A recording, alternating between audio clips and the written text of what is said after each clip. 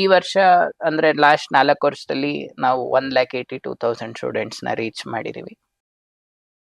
Online ಅಲ್ಲಿ ತಗೊಳಕ್ಕೆ ಮಗು ಹತ್ರ ಮೊಬೈಲ್ ಇರಬೇಕು ಅಥವಾ ಸಿಸ್ಟಮ್ ಇರಬೇಕು. ಅದಲ್ಲದೆ ಒಂದು 25,000 ಅಫೋರ್ಡ್ ಮಾಡಕ್ಕೆ ಕೆಪಾಸಿಟಿ ಇರಬೇಕು ಪೇರೆಂಟ್ಸ್ಗೆ.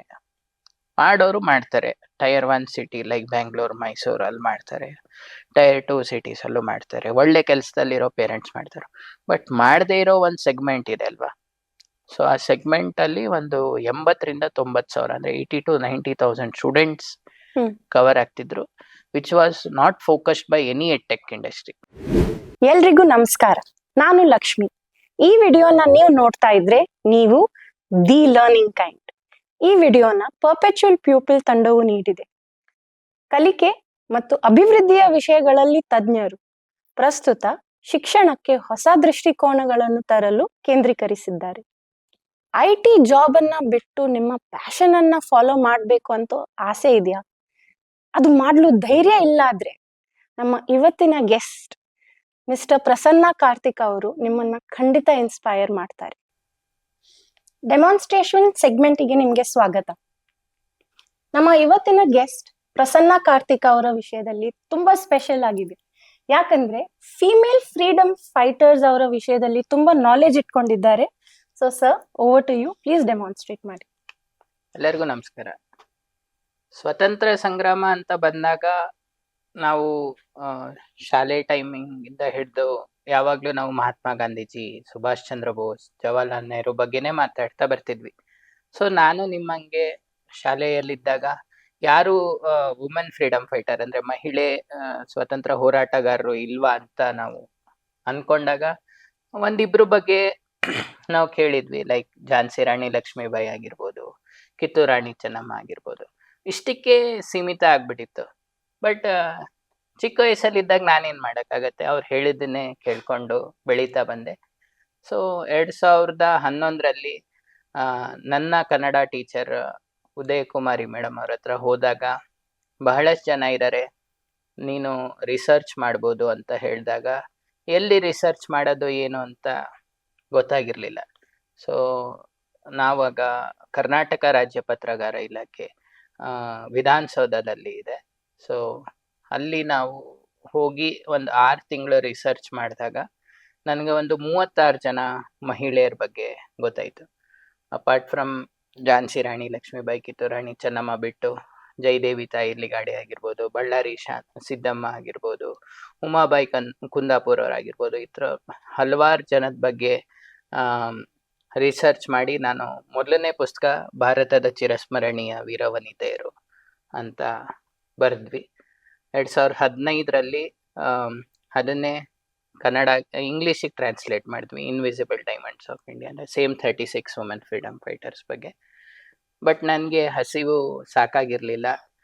2016ನಲ್ಲಿ ಯಶೋಗಾಥೆ ಅಂತ ಅಂದರೆ continued version of both the books, ಒಂದು 100 ವುಮೆನ್ ಫ್ರೀಡಮ್ ಫೈಟರ್ಸ್ ಬಗ್ಗೆ ಆಲ್ ಓವರ್ ಇಂಡಿಯಾ ಒಂದು ಡೀಟೇಲ್ಸ್ನ ತಗೊಂಡು ಯಶೋಗಾಥೆ, ಯಶೋ ಅಂದರೆ ಸಕ್ಸಸ್ ಆ್ಯಂಡ್ ಗಾಥೆ ಅಂದರೆ story, the success story of women freedom fighters.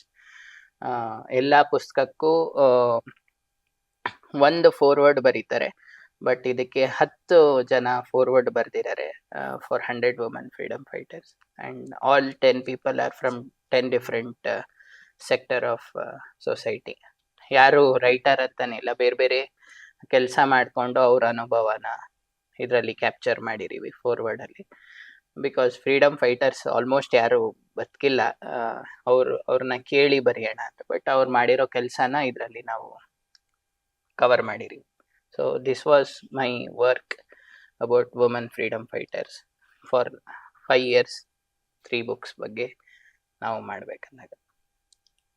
ಕೆಲವು ಹೆಸರು ಬರ್ದು ಅವರ ಜೀವನದ ಬಗ್ಗೆ ಹೇಳಿ ಸರ್.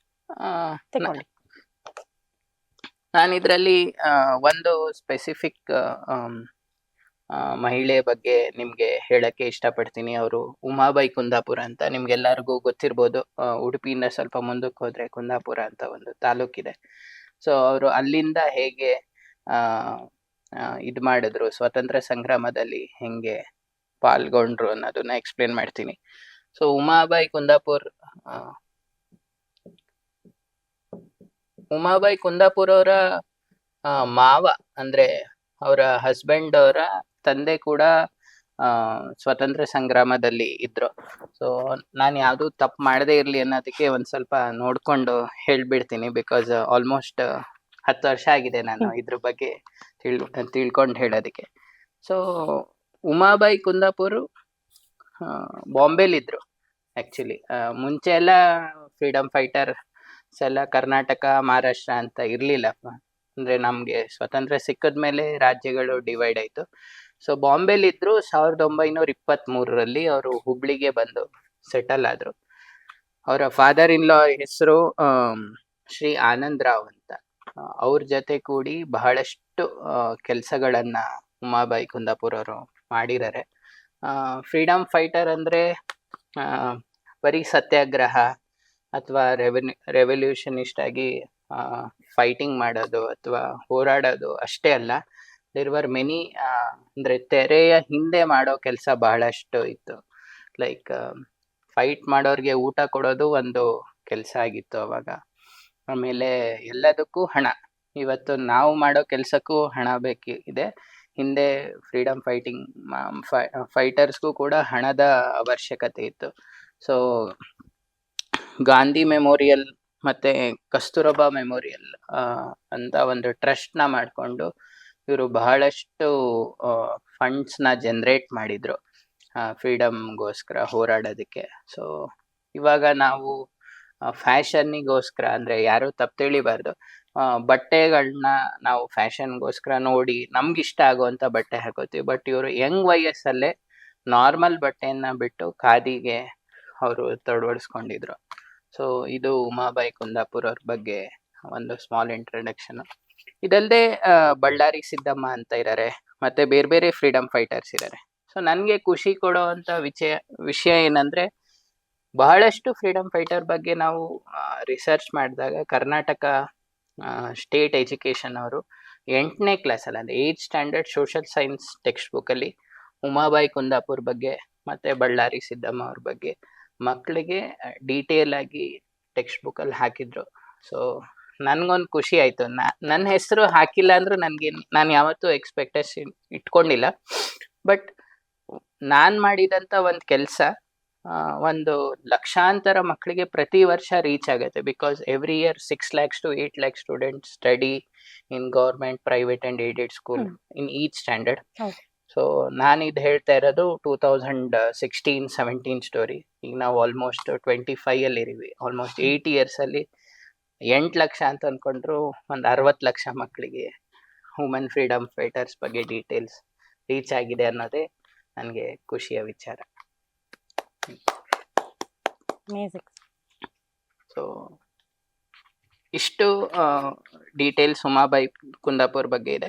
ಇದಲ್ಲದೆ ಬಹಳಷ್ಟು ಜನ ವುಮೆನ್ ಫ್ರೀಡಮ್ ಫೈಟರ್ಸ್ ಇದ್ದಾರೆ. ಲೈಕ್ ಪದ್ಮಜಾ ನಾಯ್ಡು ಆಗಿರ್ಬೋದು, ರಾಜ್ಕುಮಾರಿ ಗುಪ್ತಾ ಆಗಿರ್ಬೋದು, ಭುಗೇಶ್ವರಿ ಪುಲ್ಕ್ರಾನಿ ಇರ್ಬೋದು, ಉಷಾ ಮೆಹ್ತಾ ಆಗಿರ್ಬೋದು, ಗುಣೇಶ್ವರಿ ದೇವಿ, ಪುಷ್ಪಲತಾ ದಾಸ್, ಬಹಳಷ್ಟು ಜನ ಇದ್ದಾರೆ. ಅವರ ರೋಲ್ ಕೂಡ ತುಂಬಾ ಇದೆ. ಕರ್ನಾಟಕದವರೇ ಟಿ ಸುನಂದಮ್ಮ ಆಗಿರ್ಬೋದು, ಪದ್ಮಾವತಿ ಬಿದಾರಿ ಅವರಾಗಿರ್ಬೋದು, ಹೀಗೆ ಬಹಳಷ್ಟು ಜನ ಇದ್ದಾರೆ. ಈ ಪುಸ್ತಕ ನಾನು ಕೊಟ್ಟಿರ್ತೀನಿ ಅಂಡ್ ಆನ್ಲೈನ್ ಅಲ್ಲೂ ಬಹಳಷ್ಟು ಕಡೆ ಡೀಟೇಲ್ಸ್ ಇದೆ, ನೋಡ್ಬೋದು. ಇದನ್ನೇನು ನಾನು ಸ್ವಂತವಾಗಿ ಬರಿಬೇಕು ಅಂತ ಅಲ್ಲ, ಎಲ್ಲ ಕಡೆಯಿಂದ ಸಂಗ್ರಹಿಸಿ ಬರ್ದಿರೋ ಪುಸ್ತಕ. ಆಗ್ಲೇ ಹೇಳ್ದಂಗೆ ಯಾರೂ ಬದುಕಿರ್ಲಿಲ್ಲ ಈ ಪುಸ್ತಕ ಬರೆದಾಗ. ಸೊ ನಮ್ಮ ಯುವ ಪೀಳಿಗೆಗೆ ರೀಚ್ ಆಗಬೇಕು ಅನ್ನೋ ಉದ್ದೇಶದಿಂದ ಈ ಪುಸ್ತಕನ ನಾವು ಮಾಡಿದ್ದು. ನಿಮ್ಮ ಫೇವ್ರೆಟ್ ಫ್ರೀಡಮ್ ಫೈಟರ್ ಯಾರು? ಫೀಮೇಲ್ ಫ್ರೀಡಮ್ ಫೈಟರ್ ಮತ್ತೆ ಯಾಕೆ? ಬಹಳಷ್ಟು ಜನ ಫ್ರೀಡಮ್ ಫೈಟರ್ಸ್ ಇದ್ದಾರೆ. ಯಾರನ್ನು ಒಂದಕ್ಕೆ ಒಂದು ತುಲನೆ ಮಾಡಕ್ ಆಗೋದಿಲ್ಲ, ಅಂದ್ರೆ ಕಂಪ್ಯಾರಿಸನ್ ಮಾಡಕ್ ಆಗೋದಿಲ್ಲ. ಯಾಕಂದ್ರೆ ಅವ್ರವ್ರ ಒಂದು ಅವಶ್ಯಕತೆಗೆ ಅವರು ಅವತ್ತಿನ ದಿನದಲ್ಲಿ ಅವ್ರೇನ್ ಕಾಂಟ್ರಿಬ್ಯೂಟ್ ಮಾಡ್ಬೋದು ಅದನ್ನ ಮಾಡಿದ್ದಾರೆ. ಸೊ ನಾನು ಆಗ್ಲೇ ಹೇಳ್ದಂಗೆ ನಮ್ಮ ಕರ್ನಾಟಕದವರೇ ಆದಂತ ಉಮಾಬಾಯಿ ಕುಂದಾಪುರ್ ಅವರು ನನ್ಗೆ ಬಹಳ ಇನ್ಸ್ಪೈರ್ ಮಾಡ್ತಾರೆ. ಅವ್ರನ್ನೆಲ್ಲ ಕಂಪೇರ್ ಮಾಡ್ಕೊಂಡ್ರೆ ಇವತ್ತಿನ ದಿನಕ್ಕೆ ನಾವೇನೂ ಮಾಡ್ತಿಲ್ಲ ನಮ್ಮ ಸೊಸೈಟಿ ಅಂತ. ಸ್ಕೂಲಲ್ಲಿ ಇದ್ದಾಗ ನಾವು ನ್ಯಾಷನಲ್ ಆಂಥಮ್ ಹೇಳ್ತೀವಿ, ಕಾಲೇಜ್ಗೆ ಹೋದಾಗ ಮರ್ತೋಗ್ತೀವಿ, ಡಿಗ್ರಿ ಮುಗಿಸಿದಾಗ ಅದೇನು ಇರೋದಿಲ್ಲ. ಸೊ ನಾವೀಗ ಜನಗಣಮನ ಹೇಳ್ಬೇಕಂದ್ರೂ ನಾವೆಲ್ಲ ಒಂದು ಫಿಲಮ್ಗೆ ಹೋದಾಗ ಹೇಳ್ತೀವಿ.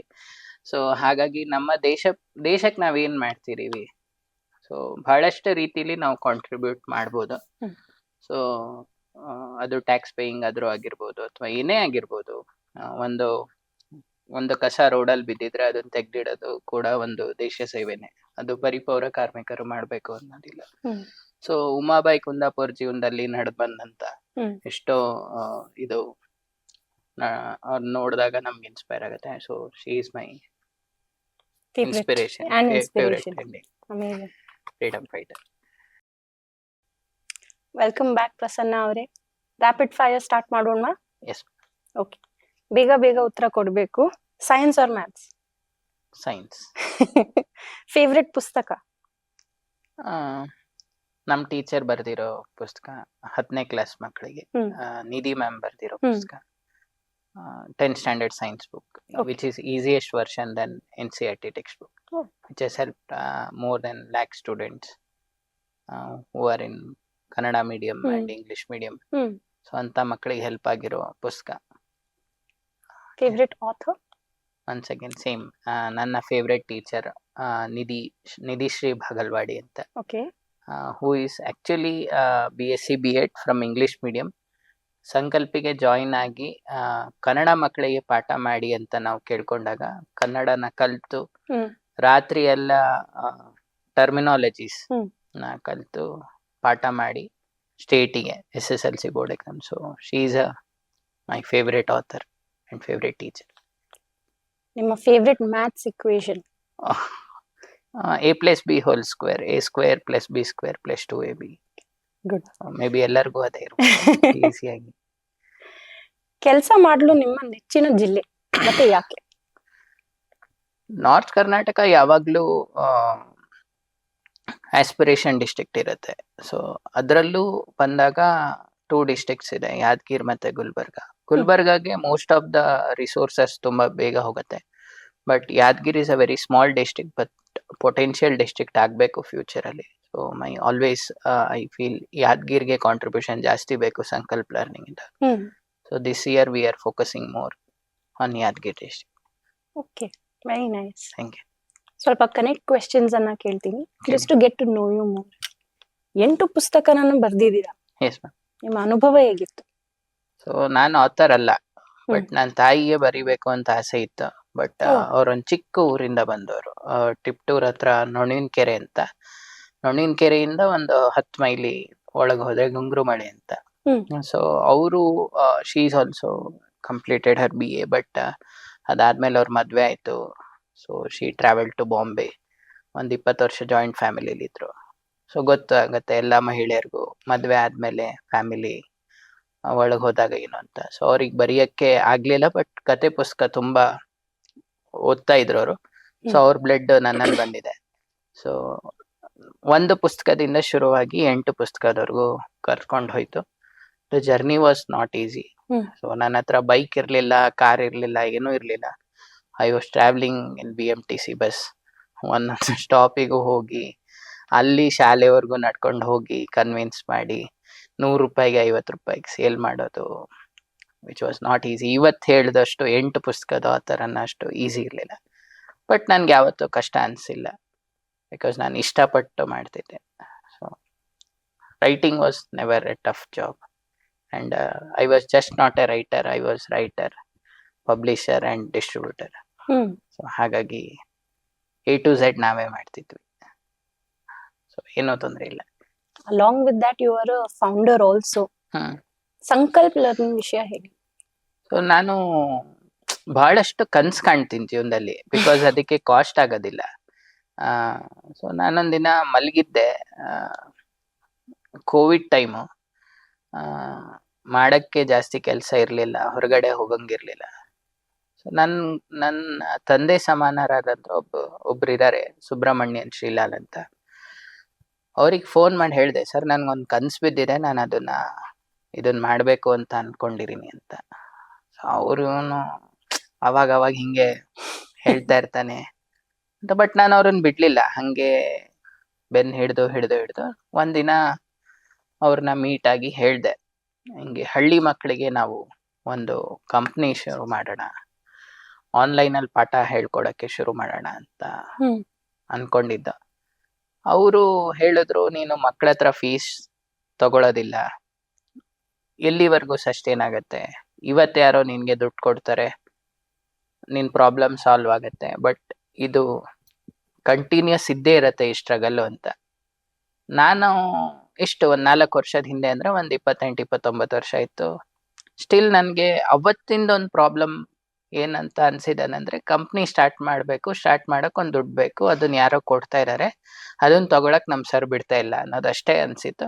ಬಟ್ ಕನ್ವಿನ್ಸ್ ಮಾಡಿದ್ಮೇಲೆ ಅವ್ರು ಒಪ್ಕೊಂಡ್ಮೇಲೆ ನನ್ನ ಪ್ರಾಬ್ಲಮ್ ಸಾಲ್ವ್ ಆಗೋಯ್ತು ಅಂತ ಅನಿಸ್ತು. ಬಟ್ ಹೋಗ್ತಾ ಹೋಗ್ತಾ ಒಂದೊಂದ್ ಕಡೆ ನಾವು ಮಕ್ಕಳನ್ನ ರೀಚ್ ಮಾಡಕ್ಕೆ ಹೋಗ್ತಾ ಇದ್ದಾಗ್ಲೂ ನಮ್ಗೆ ಪ್ರಾಬ್ಲಮ್ ದೊಡ್ಡದು ಅನಿಸ್ತು. Because monetary is a very important.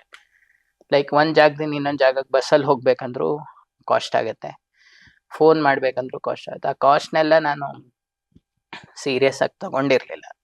But ಹೋಗ್ತಾ ಹೋಗ್ತಾ ನನಗೆ ಪಾಠ ಕಲಿಸ್ತು. 4 ಹಳ್ಳಿಯಿಂದ ಶುರುವಾದಂಥ ಸಂಕಲ್ಪ ಲರ್ನಿಂಗ್ ಇವತ್ತು 1300 ಹಳ್ಳಿಯಲ್ಲಿ ಪ್ರೆಸೆನ್ಸ್ ಇದೆ, covering 1800 schools and 182,000 students. Wow ಬರೋ ವರ್ಷಕ್ಕೆ ಒಂದು 3000 ಮಕ್ಕಳು ಇಂಜಿನಿಯರಿಂಗ್ ಪಾಸ್ ಔಟ್ ಆಗ್ತಾರೆ. ಅದ್ರ ನೆಕ್ಸ್ಟ್ ವರ್ಷ ಒಂದು 15,000 ಮಕ್ಕಳು ಇಂಜಿನಿಯರಿಂಗು ಮತ್ತೆ ಡಿಗ್ರಿ ಪಾಸ್ ಔಟ್ ಆಗ್ತಾರೆ. ಸೊ ಅವರು ಡಿಗ್ರಿ ಮುಗಿಸಿ ಒಂದು ಸ್ಮಾಲ್ ಜಾಬಿಗೆ ಸೇರ್ಕೊಂಡು ಅವರು ದೇಶಕ್ಕೆ ಟ್ಯಾಕ್ಸ್ ಕಟ್ಟಿದ್ರು. It is a indirect contribution of ಸಂಕಲ್ಪ ಲರ್ನಿಂಗ್ ಅಂತ ನನಗೆ. ಸೊ ನಾನೇ ದುಡ್ದು ನಾನೇ ಲಕ್ಷಾಂತರ ರೂಪಾಯಿ ಸಂಬಳ ತಂದು ನಾನೊಬ್ಬ ಟ್ಯಾಕ್ಸ್ ಕಟ್ಟೋ ಬದಲು ಈ ಥರ ನಾವು ಒಂದು ರೆವಲ್ಯೂಷನ್ ಕ್ರಿಯೇಟ್ ಮಾಡಿದ್ದೀವಿ. ಸೊ ಒನ್ ಡೇ ನಾವು ಮಾಡಿರೋ ಉದ್ದೇಶ ದೊಡ್ಡ ಮಟ್ಟದಲ್ಲಿ ಸಕ್ಸಸ್ ಆಗತ್ತೆ ಅನ್ನೋದು ನನ್ನ ಆಸೆ. Beautiful sir. Thank you. Sankalpa ಅಂತ ಹೆಸರು ಹೇಗ್ ಬಂತು ಮನಸ್ಸಲ್ಲಿ? ಸೊ ಸಂಕಲ್ಪ ಅನ್ನೋದು ಸಂಕಲ್ಪ ಮಾಡೋದು. So I come from a Brahmin family.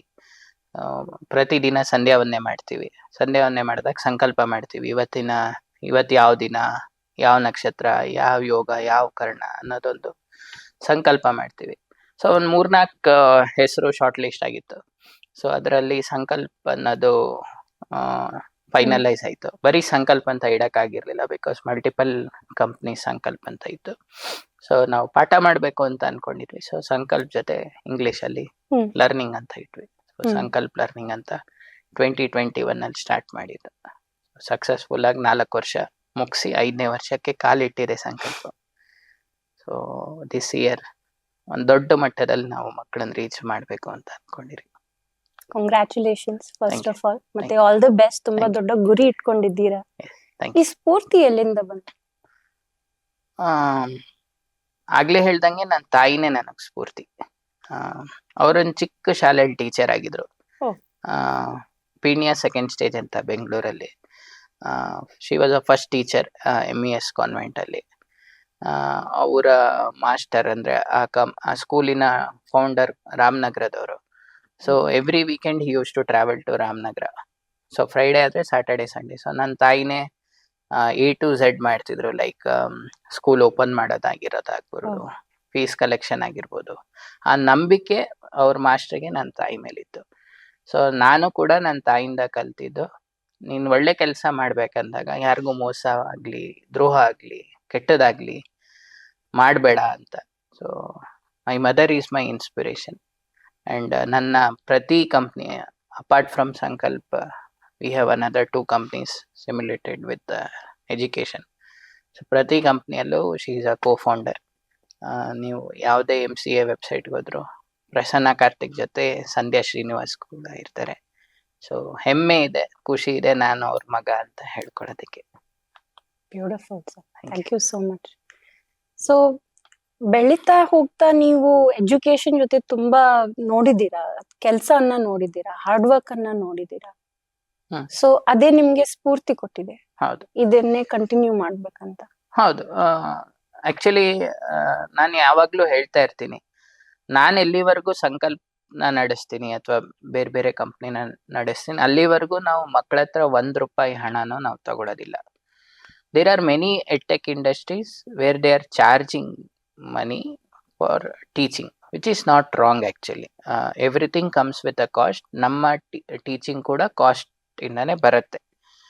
But ನಾವು ಮಕ್ಕಳಿಂದ ತಗೊಳಲ್ಲ, ಬೇರೆ ಹ್ಮ್. ಕಡೆಯಿಂದ ತಗೋತೀವಿ. ಲೈಕ್ ಒಂದ್ ಮಗುಗೆ ಪಾಠ ಮಾಡಕ್ಕೆ ಒಂದು ಎಕ್ಸ್ ಕಾಸ್ಟ್ ಬರುತ್ತೆ. ಹ್ಮ್.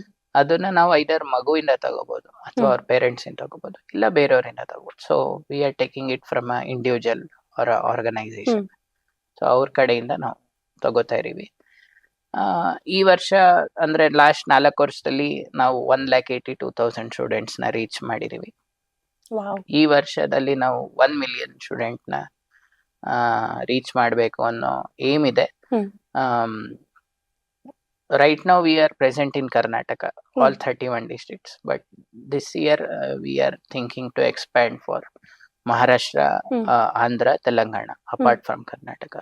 So 4 states ಅಲ್ಲಿ ನಾವು ಎಕ್ಸ್ಪ್ಯಾಂಡ್ ಮಾಡಬೇಕು ಅಂತ ಅನ್ಕೊಂಡಿದೀವಿ. ಸೊ ಎಲ್ಲೆಲ್ಲಿ ನಮ್ಗೆ ಸಪೋರ್ಟ್ ಸಿಗತ್ತೆ ಖಂಡಿತ ನಾವು ಮಾಡ್ತೀವಿ. Amazing sir, that's amazing. ನೀವು ಶಾಲೆಯಲ್ಲಿ ಅವ್ರ ಜೊತೆ ಕೊಲಾಬರೇಷನ್ ಅಲ್ಲಿ ಮಾಡ್ತಾ ಇದ್ದೀರಾ, ಇದು ಇಂಡಿವಿಜುವಲ್ ಆಗಿ ಮಾಡ್ತಾ ಇದ್ದೀರಾ? ಶುರು ಮಾಡಿದಾಗ ನಾವು ಯೂಟ್ಯೂಬ್ ಅಲ್ಲಿ ಮಾಡಿದ್ವಿ. ಏನ್ ಯೂಟ್ಯೂಬ್ ಅಲ್ಲಿ ಅಂದ್ರೆ ರೆಕಾರ್ಡ್ ಮಾಡಿ ಅದನ್ನ ಯೂಟ್ಯೂಬ್ ಅಲ್ಲಿ ಹಾಕಿ ಆ ಲಿಂಕ್ ನ ನಾವು ಮಕ್ಕಳಿಗೆ ಕಳಿಸ್ತಾ ಇದ್ವಿ. We started with CET. Actually CET ಅಂದ್ರೆ ಏನು, ಇಂಜಿನಿಯರಿಂಗ್ ಅಥವಾ ಡಾಕ್ಟರ್ ಮಾಡ್ಬೇಕಂದ್ರೆ it's one of the entrance exam. So ಆ ಎಂಟ್ರೆನ್ಸ್ ಎಕ್ಸಾಮ್ಗೆ ಕೋಚಿಂಗ್ ತಗೋಬೇಕು ಅಂದ್ರೆ ಇವತ್ತಿನ ದಿನದಲ್ಲಿ ಆನ್ಲೈನ್ ಅಲ್ಲಿ ತಗೋತೀರಾ ಅಂದ್ರೆ ನಿಮ್ಗೊಂದು 20,000-25,000 ರೂಪಾಯಿ ಒಂದು ವರ್ಷಕ್ಕೆ ಕಾಸ್ಟ್ ಆಗುತ್ತೆ. ನೀವು ಆಫ್ಲೈನ್ ಅಂದ್ರೆ ಒಂದು ಸಂಸ್ಥೆಗೆ ಹೋಗಿ ನೀವು ಪಾಠ ಕಲಿತೀರಾ ಅಂದ್ರೆ ಒಂದು 50,000-60,000 ರೂಪಾಯಿ ಖರ್ಚಾಗುತ್ತೆ. ಸೊ ನಾವು